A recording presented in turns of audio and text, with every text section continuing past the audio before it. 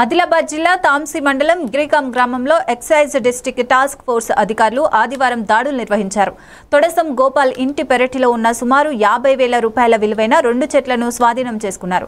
గోపాల్పై case నమోదు చేస్తామని TDF CI Muralikrishna తెలిపారు. ఈ దాడిలో ఎన్ఫోర్స్మెంట్ సీఐ అక్బర్ హుస్సేన్తో పాటు సిబ్బంది మోహన్, రవి, అరవింద్, జమీర్, శారద, సతీష్ పాల్గొన్నారు. అధికారులు అక్రమ కార్యకలాపాలపై కఠిన చర్యలు కొనసాగిస్తామని హెచ్చరించారు.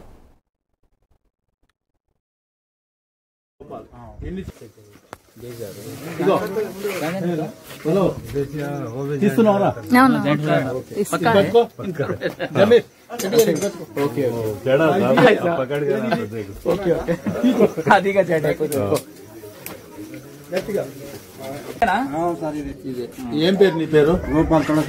తొడసం గోపాల్. ఎన్ని చెట్లు వేసావు? 2 చెట్లు. అది ఒక్కో చెట్టుకి ఎంత వయసు ఉంది? ఎంత వస్తుంది అది? एक साल है? 1 साल होता है. 1 साल हो रहा है? एक सेट झाड़, एक झाड़ 1 साल है. సమాచారం మేరకు గిరిగాం పోయినామండి. విలేజ్ తాంసీ మండలం గిరిగాం.